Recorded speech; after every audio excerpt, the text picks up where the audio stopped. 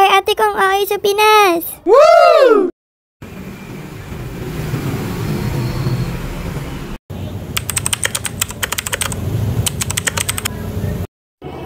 So, nagsastart na kami maglakad niyan papunta sa Antipolo, ate ko.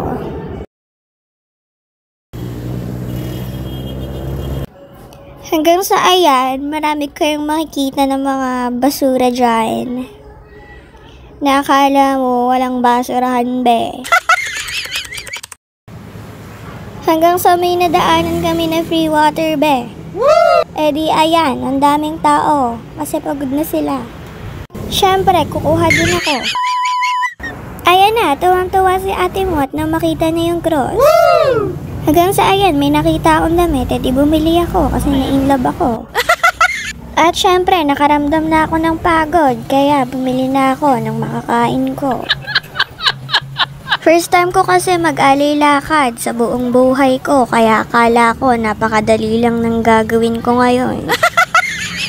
Hindi pala ganun kadali ang mag-alay lakad mga ate kong OA. Halos ikamatay ko na ang paglalakad ko, be. Wow! May nakita kaming ganyan habang naglalakad kami at ako'y nabatukan ng aking nanay at baka malbot ang aking cellphone. Nakikita nyo naman yung itsura ko dyan at hindi namang halata na pagod na ako. Sa totoo lang, gusto ko nang umuwi niyan. Gusto ko nang magpahinga. Hoy, OA. Pero inisip ko na lang, nasabi nila malapit na, pero deep inside, napakalayo pa ng lalakarin ko. Pero ginusto ko naman to ate kong OA, pero sige, kakayanin natin yung ganong kahabang paglalakad, kahit ikamatay ko na. Siyempre, magpapalit ako ng damit, yung binili ko sa labas sa damit, kasi akala ko bagay sa akin, pero hindi pala. Woo!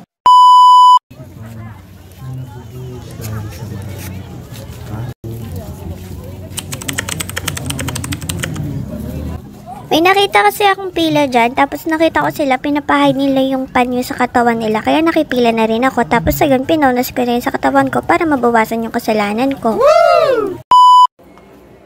Tapos ayan, yan na yung pinaka-church ng Antipolo na narating ko.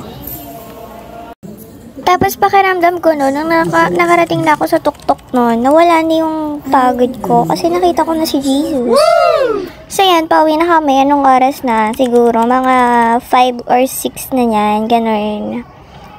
Grabe, be. Kahit sobrang sakit ng katawan ko, narating ko yon.